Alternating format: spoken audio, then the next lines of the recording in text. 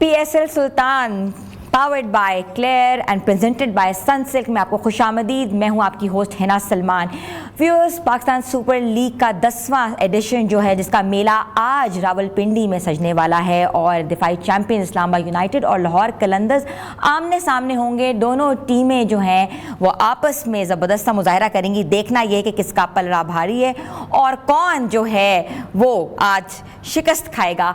और इसके साथ साथ रंगारंग तकरीब जो है वो देखने में आएगी, जहां पाकिस्तान के नामवर गुलकार और कहते हैं कि सेलिब्रिटीज़ मौजूद होंगे। और तकरीब कैसी होगी और क्या होगा, एक हमारा पैकेज है वो चलेगा और आप देखें।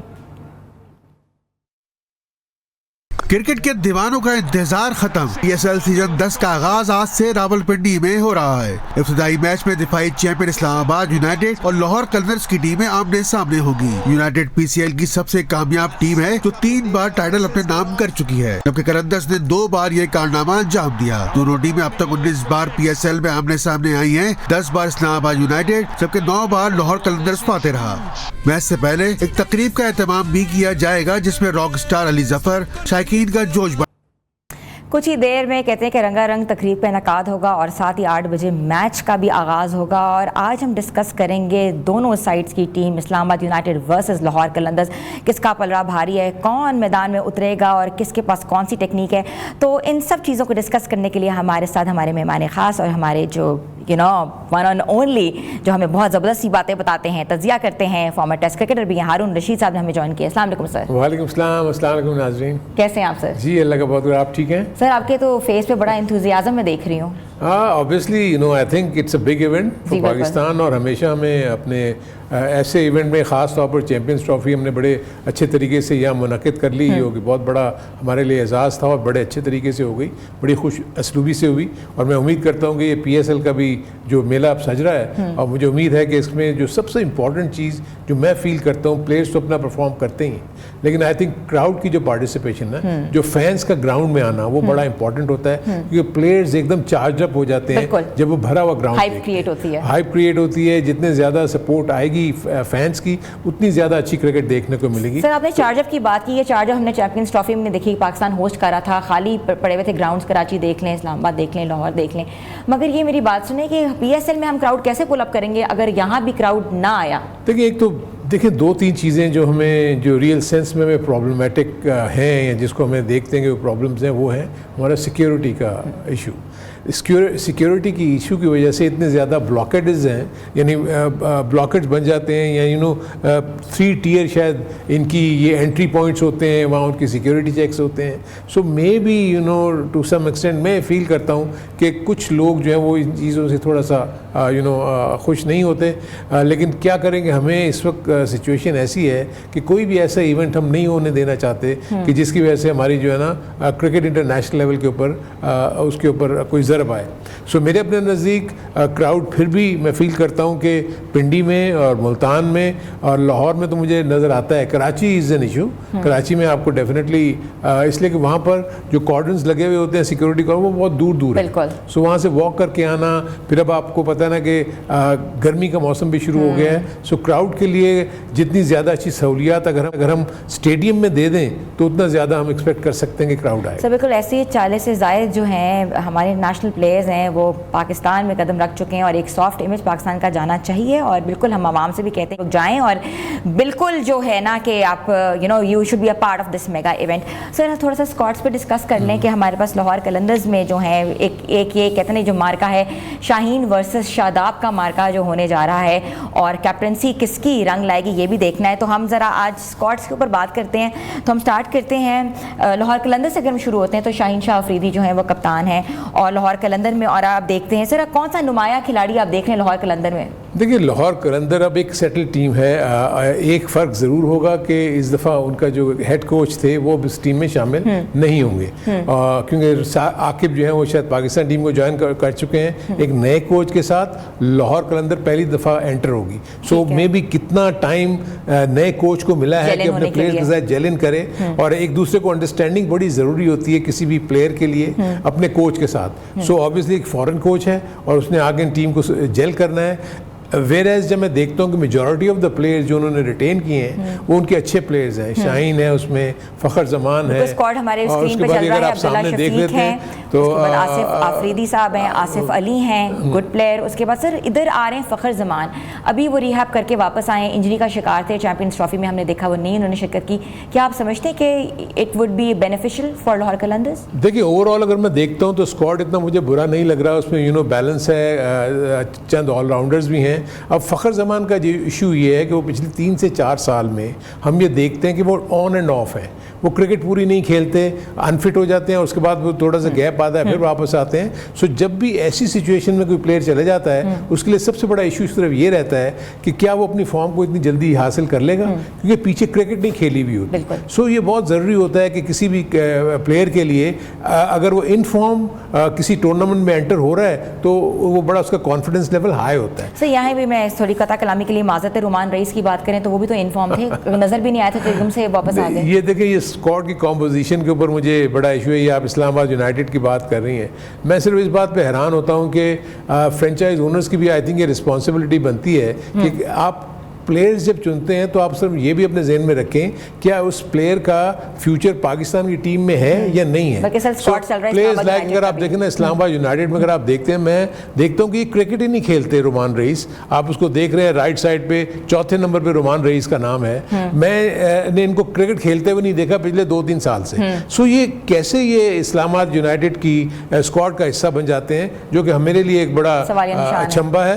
और दूसरा ये कि आप देखेंगे दूसरी तरफ अगर आप कि बाकी टीम देखते हैं तो बुरी नहीं है। अब क्या रुमान रईस को क्रिकेट खेलेंगे, उसको खिला भी देते हैं। ये मैं देखता हूँ कि ठीक है वो अच्छी बॉलिंग करते थे, मेरे अपने नज़दीक वो पूरे साल मैं नहीं समझता कि इस क्रिकेट के अलावा यानी जो फ्रेंचाइज क्रिकेट के अलावा वो और कोई क्रिकेट खेले। तो जब आप क्रिकेट ही नहीं खेले हुए, आपकी फिजिकल फिटनेस का क्या इश्यूज होंगे, आपकी जो मैच फिटनेस है उसके क्या इश्यूज होंगे, इसका किसी को पता नहीं है। लेकिन ओवरऑल अगर हम देखते हैं तो दोनों स्क्वाड बैलेंस्ड हैं और इन दोनों का अगर हेड टू हेड भी देखते हैं तो बहुत ज़्यादा फर्क नहीं है। दोनों ने इवनली मैच किए हुए, 10 एक टीम जीती हुई है, 9 एक टीम जीती हुई है। सो एज सच तो मुझे कॉन्टेस्ट तो अच्छा नज़र आ रहा है। लेकिन मैं ये फील करता हूँ कि अब जितने भी फ्रेंचाइज ओनर्स हैं उनको ये सोचना चाहिए कि जब वो स्क्वाड बनाते हैं तो उसमें कम से कम इमर्जिंग प्लेयर्स की कैटेगरी में। बिल्कुल सर, मैं इमर्जिंग प्लेयर्स के ऊपर आ रही थी, बल्कि बात करना चाह रही थी कि मोमिन कमर जो है वो भी इमर्जिंग प्लेयर आ रहे हैं।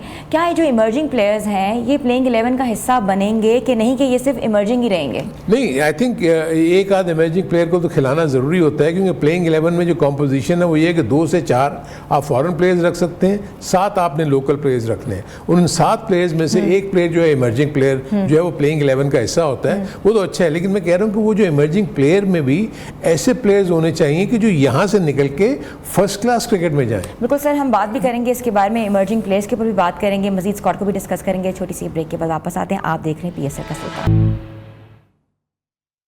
PSL के सुल्तान में आपको एक बार फिर से खुशामदीद कहते हैं। ज़बरदस्त किस्म की न्यूज़ आ रही है, वो न्यूज़ ये है कि पाकिस्तान विमेन क्रिकेट टीम ने जो है क्वालिफाई कर ली है। ICC विमेंस क्वालिफायर में पाकिस्तान की दूसरी कामयाबी। पाकिस्तान ने स्कॉटलैंड को 6 विकेटों से शिकस्त दे दी। पाकिस्तान विमेन टीम ने 187 रन्स का हदफ बआसानी हासिल कर लिया। बारिश के बाइस मैच 32 ओवर्स पर मुश्तमिल था और हमारे यहाँ अच्छी कारकर्दगी की लड़कियों ने, और आलिया रियाज ने भी निफ्स सेंचुरी स्कोर की और मुनीबा अली ने 71 रन्स बनाकर नुमाया रहीं। तो कहते हैं ना कि good news is on the way, और इसी गुड न्यूज़ के साथ हम जाएंगे अपने स्क्वाड्स के ऊपर जो हम डिस्कस कर रहे थे। जी हारून साहब, हम बात कर रहे थे इमर्जिंग टैलेंट के हवाले से। हाँ जी, इमर्जिंग तो डेफिनेटली है, लेकिन मैं अगर दूसरी तरफ देखता हूँ तो जो दोनों तरफ जो स्क्वाड है वो काफ़ी बैलेंस मुझे नज़र आ रहा है। Islamabad United very well settled है और उनकी जो टीम मैनेजमेंट भी है जो वो भी बड़ी अरसे से इकट्ठे हैं, सो इसलिए मुझे इतना इशू लग नहीं रहा। लेकिन जो सिर्फ इशू मुझे नज़र आ रहा है जो नए प्लेयर्स किस तरह जेलिन होते हैं। अगर हम इस्लामाबाद यूनाइटेड की बात करते हैं तो वहाँ पर मैथ्यू शॉर्ट जो भी रिसेंट डेज में या रिसेंट आप कहें कि इन मंथ्स में इन्होंने अपने आप को मनवाया है as a good T20 cricketer. ये बैटिंग भी बड़ी अच्छी करते हैं और बॉलिंग करते हैं। दूसरी तरफ अगर आप इसको आप इजीली आप देख सकते हैं कि अभी हालांकि 125 मैचेस ये ऑलरेडी खेल चुके हैं और आप इसका स्ट्राइक रेट देखिए 146 का है, जो कि एक बहुत ही अच्छा होता है। और प्लस क्योंकि ये ओपनिंग बैट्समैन है, सो ये आते हैं फर्स्ट 6 ओवर्स में। सो फर्स्ट 6 ओवर्स में इनको दायरे के बाहर सिर्फ 2 फील्डर्स मिलते हैं, तो इसका बड़ा अच्छा यूटिलाइज करते हैं। सो आई थिंक ये बड़ा की रोल प्ले करेंगे आज के मैच में। और अगर लाहौर कलंदर्स, क्योंकि उनकी तरफ से शाहीन को बॉलिंग कर रहे होंगे और शाहीन शाह हमेशा पहले ओवरों में आउट करने में बड़ी महारत रखते हैं, अगर वो इनको आउट कर गए तो काफ़ी थोड़ा सा प्रॉब्लम हो सकती है इस्लामाबाद यूनाइटेड को। लेकिन दूसरी तरफ एक और बड़ा अच्छा इम्पोर्टेंट प्लेयर डेब्यू हुआ है और जो कि बहुत ही एक्सपीरियंस प्लेयर हैं, जो कि मैच विनर है, वो लाहौर कलंदर ने अपने रोप इन किया है, और वो है सर, वो है डैरल मिचेल। सो मिचेल जो है ना, उसकी जो टीम में शमूलियत जो है वो लाहौर कलंदर्स को बहुत स्टेबिलिटी देगी। मिडिल ऑर्डर में 225 मैचेस खेले और रन्स देखें आपके 4000 से भी 5000 के करीब उनके रन्स हैं, एवरेज देखें तो 31 है, और स्ट्राइक रेट देखें तो 135.78। देखिए स्ट्राइक रेट बहुत मतलब अच्छा है। ये जो है ना बेसिकली मैच फिनिशर है। ये अगर जब भी नीचे बैटिंग करने आते हैं तो इनके ऊपर यही जिम्मेदारी होती है कि इन्होंने ना सिर्फ ये कि विकेट पे खड़े रहना है और अपनी टीम को मैच जिताना भी है, क्योंकि जब ये सेकंड बैटिंग करते हैं तो इनके सामने टारगेट होता है। उस टारगेट को सामने रखते हुए इन्होंने कब छक्के मारने हैं, कब चौके मारने हैं, और कब सिंगल्स एंड डबल्स में इन्होंने रन्स बनाने हैं। सो इसमें इनको बहुत ज़्यादा मैं समझता हूँ एक्सपीरियंस है। सो ये एक बड़ा अच्छा इजाफा है। प्लस अगर हम देखते हैं तो फ़खर जमान की हम अभी बात कर रहे थे, फ़खर जमान अगर फॉर्म में आ जाते हैं, ओपन जाते हैं बैटिंग करने, और वहाँ अगर अच्छा स्टार्ट देते हैं लाहौर कलंदर को, तो आई थिंक लाहौर कलंदर की भी बिल्कुल। इससे आगे हमारे पास सिकंदर रजा हैं, डेविड वीज़े हैं और हारिस रऊफ हैं जो कि लाहौर कलंदर की प्रोडक्ट है। इसके बाद मोमिन कमर है जो कि इमर्जिंग टैलेंट है, और जमान खान है। जमान खान भी अच्छे बॉलर। देखिए मैं वही कह रहा था कि जब मैं इनको कंपेयर करता हूँ तो जो बॉलिंग मुझे काफ़ी स्ट्रॉन्ग लगती है लाहौर कलंदर की, क्योंकि इनके पास मीडियम पेसर्स भी यानी फास्ट बॉलर्स भी अच्छे हैं, एक स्पिनर भी बहुत अच्छे हैं। ये यंग लड़का जब अगर आज उसको खिलाते हैं तो देखते हैं कि ये किस तरीके से बॉलिंग करते हैं। सो एक अच्छा हम मैच देखने की उम्मीद रखते हैं कि आज अच्छा ही कॉन्टेस्ट होगा, और पलड़ा किसका भारी होगा इसलिए कि नए कॉम्बिनेशन के साथ आएंगे। जब तक हम ये नया प्लेइंग 11 का कॉम्बिनेशन नहीं देखेंगे, प्रेडिक्ट करना थोड़ा सा मुश्किल हो जाएगा इस वक्त। लेकिन दोनों टीमें पहला मैच है, पहले मैच में हर टीम चाहती है कि वो विनिंग नोट पे फिनिश करे, क्योंकि उससे एक कॉन्फिडेंस आपकी टीम को आता है और आगे के लिए आपकी स्ट्रेटजी बनाना आपके लिए आसान हो जाता है। बिल्कुल सर, ऐसे ही इस्लामाबाद के पास है सलमान आगा। अच्छा, आई वाज वंडरिंग कि why isn't he a captain? हाँ देखिए, एक तो शादाब खान इस्लामाबाद यूनाइटेड को पिछले 3-4 सालों से जितने भी सीजन से वो कप्तानी कर रहे हैं उनके रिजल्ट बुरे नहीं आए, प्लस डिफेंडिंग चैंपियन भी हैं। आई वुड से कि लेकिन सर ये भी तो है ना कि वो किस जगह खेलते हैं, किस पोजीशन पे खेलते हैं, उनका ये भी नहीं पता लगता। नहीं, एक्चुअली ये होता ही है कि एज कैप्टन वो अपने आप को कभी कभी प्रमोट कर लेते हैं, और मैं हमेशा से ये देखता हूँ कि जब भी वो प्रमोट करते हैं तो जिस रोल के लिए वो अपने आप को प्रमोट करते हैं वो उसको अभी तक तो वो प्ले नहीं कर सके उस तरीके से। सो मेरे अपने नज़दीक देखना होगा। अभी तो उनके पास बैटिंग भी अच्छी आ गई है। ये मैचेस जो हैं उन्होंने खेले हैं, 84 मैचेस हैं, 84 विकेट्स, 91 है उनकी, इकॉनमी रेट है 7.68 और एवरेज है 25.38। हाँ एक्चुअली विकेट्स के पॉइंट ऑफ व्यू से बॉलिंग में भी बॉलिंग में ये तो भी स्ट्रगल कर ही रहे हैं। हम देख रहे हैं कि पिछले 1-1.5 साल से या 2 साल से ये टीम से बाहर भी हो गए थे, पाकिस्तान की टीम से बाहर भी हो गए थे। ये डोमेस्टिक में भी गए हैं खेलने के लिए, लेकिन डोमेस्टिक में भी मैंने देखा कि इन्होंने बॉलिंग ज़्यादा नहीं की। सो मतलब अब यहाँ तो कोई क्या इशू है वो अभी तक किसी को नहीं पता। क्या इनके शोल्डर में प्रॉब्लम है, क्या बैक का इशू है, क्योंकि क्या ये भी स्टाइल सीख रहे हैं? क्योंकि शादाब पाकिस्तान को चाहिए बॉलर हु कैन बैट।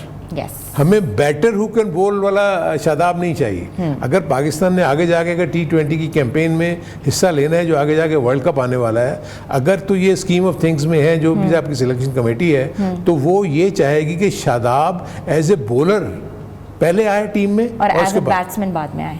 ठीक है सर, इमाद वसीम में भी बहुत पाकिस्तान के लिए खेला है और प्रोमिनेंट नेम है, ऑलराउंडर हैं। सर क्या आप कहते हैं? देखिए T20 के तो मेरे समझता हूँ कि बहुत ही आइडियल प्लेयर हैं, लेकिन आप देखेंगे 2-3 सालों से उनके भी इश्यूज रहे हैं इंजरीज के। नी का उनको हमेशा से प्रॉब्लम रहा है, लेकिन उन्होंने अभी तक जितने भी मैचेस खेलते हैं वो डिलीवर करते हैं। एक तो बॉलिंग बहुत अच्छी करते हैं, प्लस वो नीचे आके जिस तरह से इम्पैक्ट वो बैटिंग में अपना दिखाते हैं। सो आई थिंक यही वो एक्सपीरियंस को देखते हुए इस्लामाबाद यूनाइटेड ने इनको अपनी टीम में लिया होगा, और इसको साथ देने के उनके पास मोहम्मद नवाज भी हैं। सो इस्लामाबाद यूनाइटेड आपने दोनों नाम लिए, मगर मैच का हिस्सा कौन बनेगा, इमाद वसीम के मोहम्मद नवाज?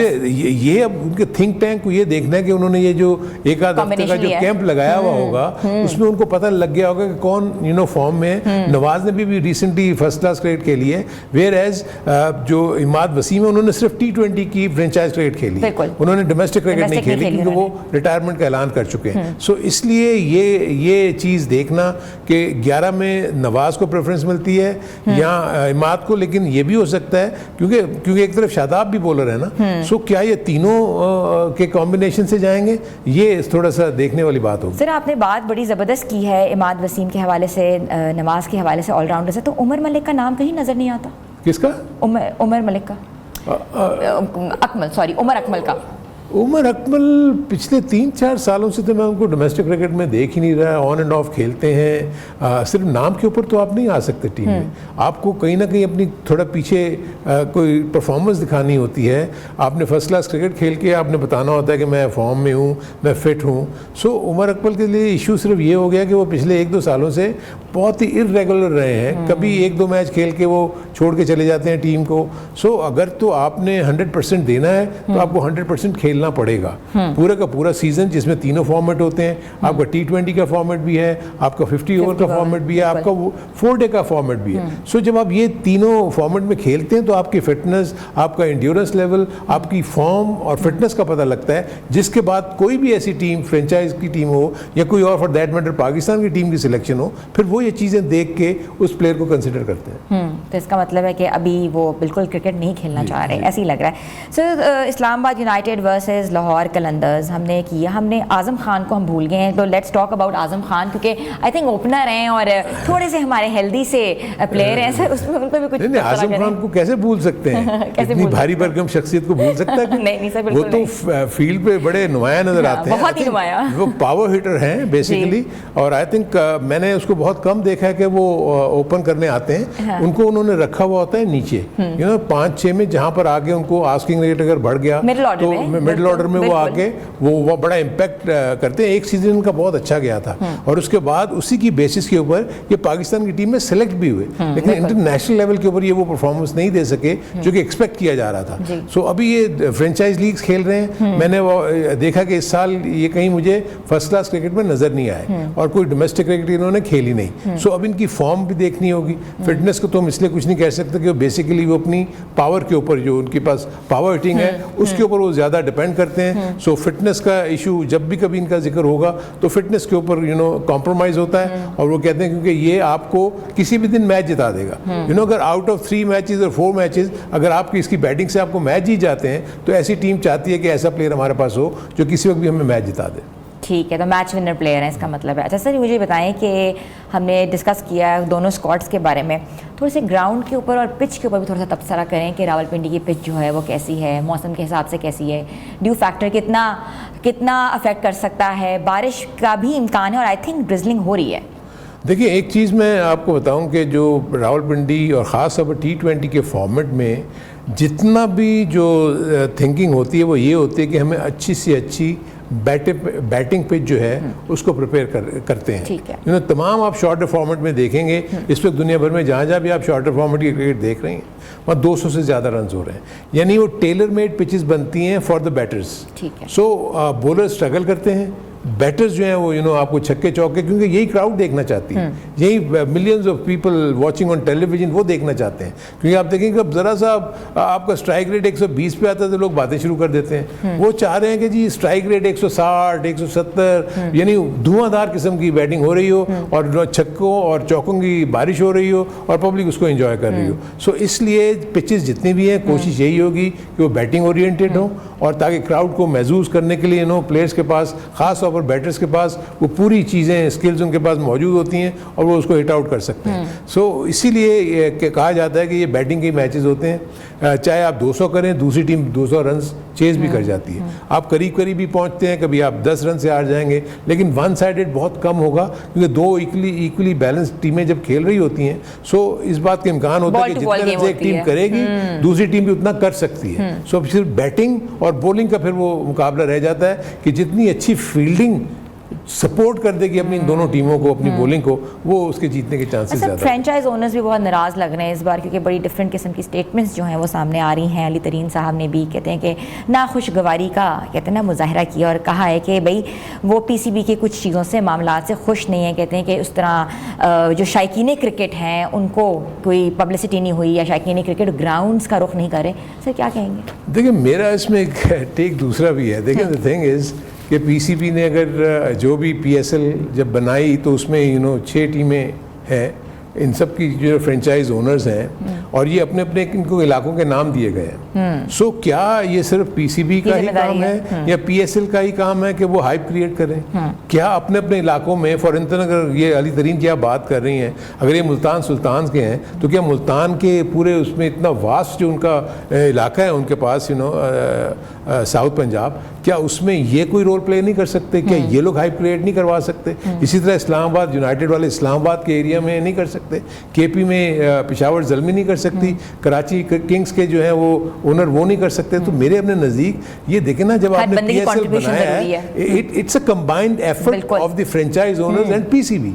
सो आपने इसको कामयाब बनाना है तो हर एक ने चिप इन करना है। वो एडवर्टाइजिंग के ऊपर भी तो कह रहे हैं कि एडवर्टाइजमेंट्स नहीं देखे, उस तरह हाइप नहीं क्रिएट हुई, शहर जो है ऐसे बयाबान पड़े में लगी नहीं रहा पीएसएल हो रहा है। देखिए ना, ये तो हम एक वर्जन सुन रहे हैं ना। अभी तो अली तरीन कह रहा है, अब पीसीबी को या तो आगे बताना चाहिए, पीएसएल क्योंकि बिल्कुल उनको अलग बना दिया गया है, एंटिटी बना दिया उन्होंने, सलमान नसीर उसको हेड कर रहे हैं। आई थिंक उसको आके मेरे अपने नज़दीक तो एक जॉइंट मीटिंग होनी चाहिए इन तमाम फ्रेंचाइज ओनर्स की और सलमान नसीर की, और एक लाहे अमल तैयार करें, क्योंकि देखिए ये हमारा ब्रांड है, हमें बाहर की दुनिया में एक अच्छा इमेज भेजना, सॉफ्ट इमेज भेजना, वरना अगर हम आपस में ये लड़ते रहेंगे, देखिए क्रिटिसाइज करने के लिए तो कुछ नहीं, हम यहाँ बैठ के हर कुछ बहुत कुछ कह सकते हैं, लेकिन अब अभी शुरू ही कोई एक चीज़ नहीं हुई और हम पहले से उसके ऊपर हम अगर क्रिटिसिज्म शुरू कर दें, तबसरा कर दें, सो ये मुझे थोड़ा सा ऑड लग रहा है। आई थिंक इस सब का एक कंबाइंड रिस्पॉन्सिबिलिटी है और इसमें हर एक को चिप इन करना है। ऐसा मैं आज सुबह ना बहुत से डिफरेंट कहते हैं ना कि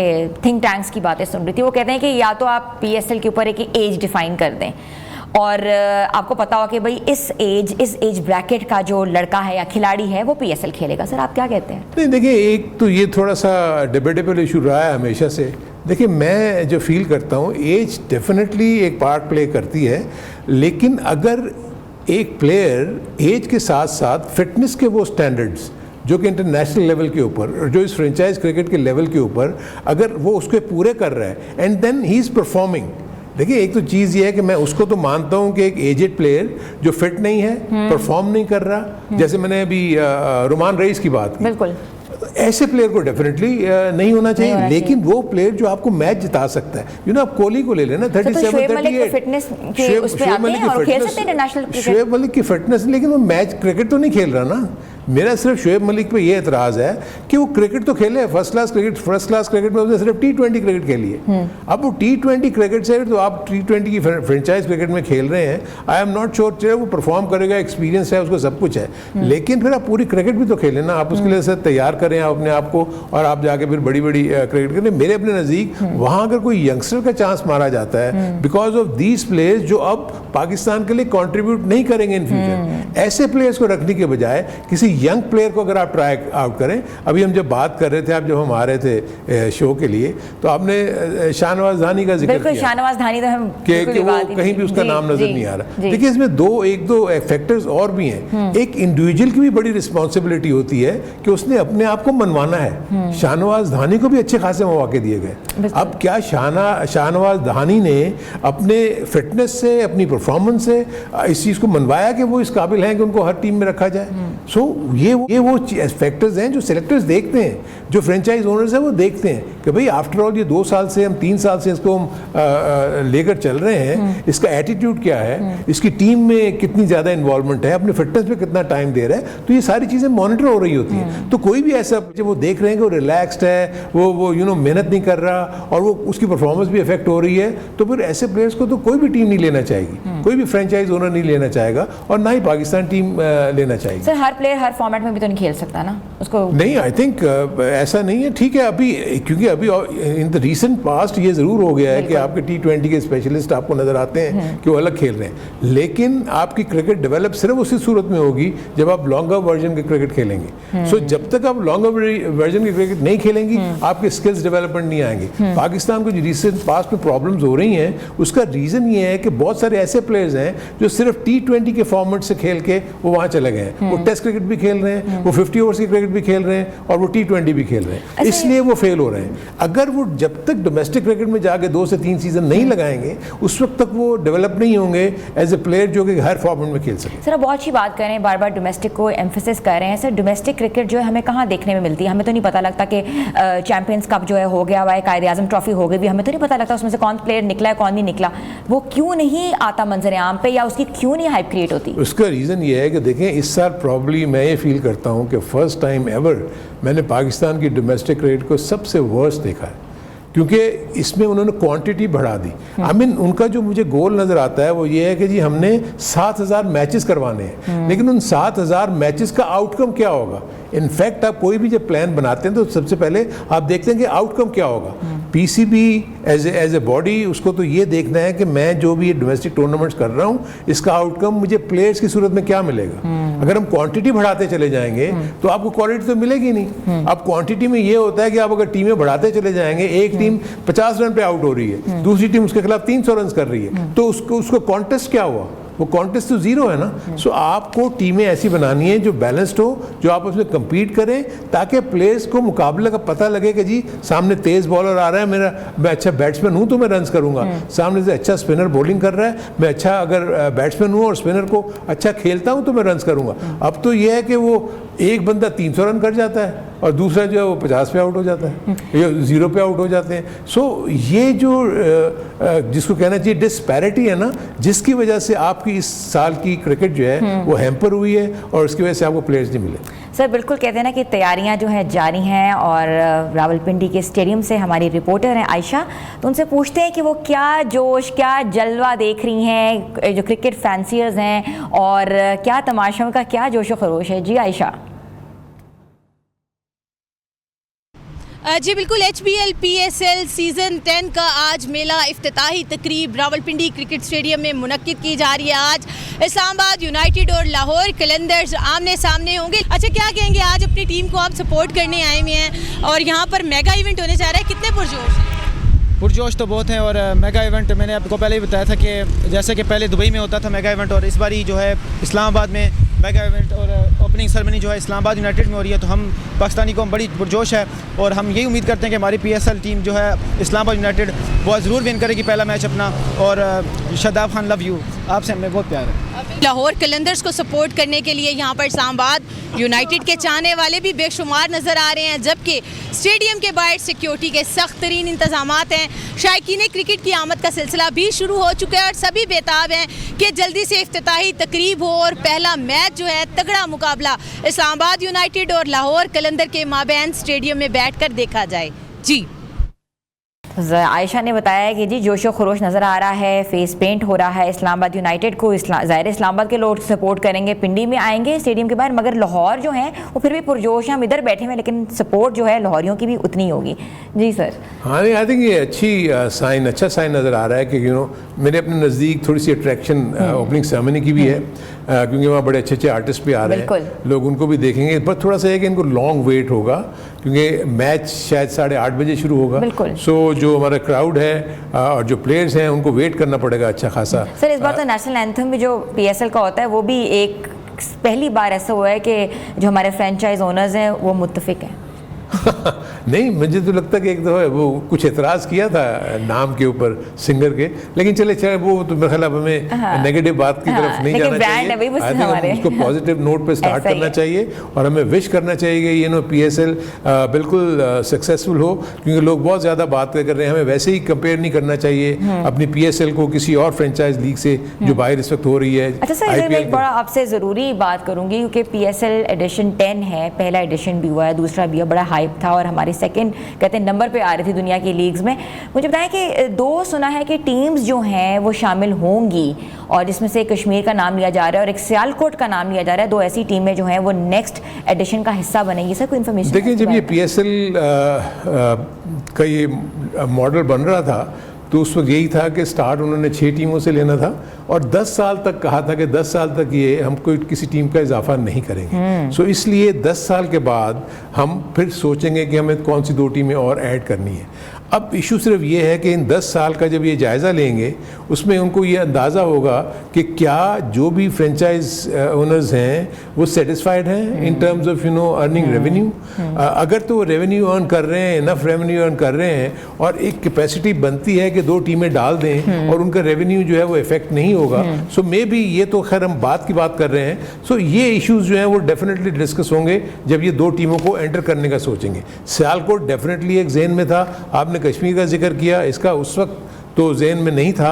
मेरा ख्याल उस वक्त फैसलाबाद और सियालकोट की बातें हो रही थी कि इन दोनों टीमों को अगर हम 10 साल के बाद अगर देखेंगे तो ये 2 टीमें आ सकती हैं, लेकिन अगर कश्मीर का भी टीम आ जाती है तो इसमें कोई हर्ज नहीं है। लेकिन ये इतना आसान नहीं होगा जब तक कि आप पूरे के पूरा जो फाइनेंशियल और उसका जो मॉडल है देखते हुए, उसकी वायबिलिटी को देखते हुए कि हर टीम, कोई टीम हर्ट ना हो और दूसरी टीमें जो है जो आए उनको एक तो डेफिनेटली टीमें महंगी मिलेंगी। अब सो क्या उनको जो टीमें वो इतनी महंगी खरीदेंगे वो उसको कॉम्पनसेट कर सकेंगे in terms of earning revenue और अपना वो सारी टीम चला सके। मुझे बताएं कि ये फ्रेंचाइज जो ओनर्स हैं उनको ओनरशिप क्यों नहीं दी गई, उनको कॉन्ट्रैक्ट पे क्यों रखा गया? आई थिंक ये जिस वक्त बना था, आई थिंक सबको मिला के ये उस वक्त फैसला हुआ था, क्योंकि मैं उस वक्त उसका पार्ट तो नहीं था, मैं PSL का वो नहीं, लेकिन मुझे ऑफ हैंड ये सिर्फ पता है कि ये तो मिलजुल के ये तय हुआ था और उसको सबने एग्री किया था कि जी ओनरशिप का क्या सिलसिला होगा क्या नहीं होगा। सो 10 साल तक तो आई थिंक देखे ना किसी को भी नहीं टच किया ना। सो 10 साल के बाद इसी तरीके से अब आपका जो टाइटल स्पॉन्सर होगा उसके लिए भी तो अब नई बिडिंग होगी ना, क्योंकि PSL को भी तो अपनी PCB को भी तो अपना प्रॉफिटेबिलिटी देखनी है ना कि उसको ज़्यादा रेवेन्यू मिलना है, वो किस शेप में आएगा। टीम्स के पॉइंट ऑफ व्यू से तो उन्होंने बड़ा अच्छा कर दिया कि उनके रेवेन्यूज़ को बहुत बढ़ा दिया है कि जो भी शेयर है उनका वो अच्छा खासा उनके पास जाता है। PCB का तो नॉमिनल सा वो आता है, लेकिन जो टाइटल स्पॉन्सरशिप है वो प्रॉब्ली PCB के पास होगी और वो उसको देखेगा किस तरीके से उसको आगे लेके चलता है। चलिए सर, आपसे एक क्वेश्चन कर रही हूँ, मुझे बताएं कि आपकी हॉट फेवरेट टीम आज कौन सी है? इस्लामाबाद यूनाइटेड या लाहौर कलंदर्स? एक पर्सनल फेवरेट भी तो हो सकती है ना। नहीं, मैं जो देख रहा हूँ स्क्वाड को उसमें मुझे दोनों टीमें बैलेंस नज़र आ रही हैं, लेकिन लाहौर कलंदर को थोड़ा सा मुझे एज नज़र आ रहा है कि वो अगर देखें, मैं इसलिए प्रिडिक्ट नहीं करता क्योंकि जो टीमों को लेट डाउन करती है ना वो फील्डिंग है। ठीक है। सो फील्डिंग में जब लैप्सेस होंगे तो अगर मेरी फेवरेट टीम ने अगर फील्डिंग में लैप्सेस कर दिए, रन आउट चांसेस मिस कर दिए, कैचेस मिस कर दिए, तो उसके हारने के चांसेस हो जाएंगे। सो लाहौर कलंदर को मैं फिलहाल ये कहूँगा कि उसको ये मैच जीतना चाहिए। जीतना चाहिए कि जीतेगी? जीतना चाहिए। अच्छा। तो इसका मतलब है कि आपकी जो हॉट फेवरेट टीम है वो लाहौर कलंदर ही है, ऐसा ही है। सर अगर बात करें, हमने देखा कि हर जो फ्रेंचाइज है वो पब्लिसिटी भी कर रही है, उन्होंने अपना एक प्रोग्राम डेवलप भी किया हुआ है, पर लाहौर कलंदर के हवाले से एक स्पेशल डेवलपमेंट प्रोग्राम है प्लेयर्स का। रिहैब सेंटर्स उन्होंने बना दिए हैं। अब क्योंकि अभी रिसेंटली मैंने आतिफ राना साहब का इंटरव्यू लिया, उन्होंने कहा हमारे रिहैब सेंटर्स डिफरेंट शहरों में बनाए जा रहे हैं जहाँ हम अपने प्लेयर्स को रिहैब खुद दिया करेंगे। We are responsible for our own player and we will be putting efforts together. वो हमारा प्लेयर है, वो हम उसकी एक एक चीज़ के जिम्मेदार हैं। ये कितनी पॉजिटिव सोच आपको लगती है? नहीं, बहुत अच्छी। आई थिंक हर फ्रेंचाइज को यही करना चाहिए था। आई थिंक लाहौर कलंदर ने इनिशिएटिव लिया और उन्होंने अपना ये डेवलपमेंट प्रोग्राम किया, उसके बाद उन्होंने अपनी एकेडमी बनाई, उन्होंने अपना ग्राउंड डेवलप किया और उसमें बड़े अच्छे काम भी किए। और आई थिंक उनको अपना जो फीडबैक मिल रहा है, जो एंट्री हो रही है प्लेयर्स की, वो उनके डेवलपमेंट प्रोग्राम से भी हो रही है, क्योंकि वो ओपन ट्रायल्स लेते हैं, उनके कॉम्पिटिशन्स करवाते हैं, उसके बाद वो अपने उन प्लेयर्स को पिक करते हैं जिनको समझते हैं कि उनको इमर्जिंग कैटेगरी में आना चाहिए।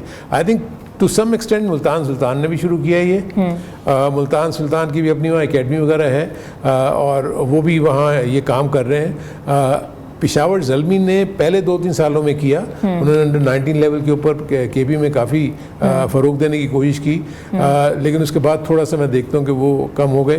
कराची किंग्स कोयटा ग्लैडिएटर ने बलूचिस्तान में शुरू किया था, लेकिन उसके बाद उनका भी जो है वो थोड़ा सा सिक्योरिटी कंसर्न्स भी हैं उनके वहाँ भी। सो मेरे अपने नज़दीक फ्रेंचाइज ओनर्स को ये रोल भी प्ले करना चाहिए। मैं तो सिर्फ इनको फर्दर ये भी एडवाइस करूँगा कि क्योंकि ये जिन इलाकों से बिलोंग करती हैं उनकी क्रिकेट एसोसिएशंस भी हैं, सो मेरे अपने नज़दीक अगर ये इनफ रेवेन्यू अर्न कर रही हैं तो ये उनके साथ मिलके भी कोलैबोरेट करके भी काम करते हैं। Sir very well said. और देखना ये है कि आज का मार्का कौन जीतेगा।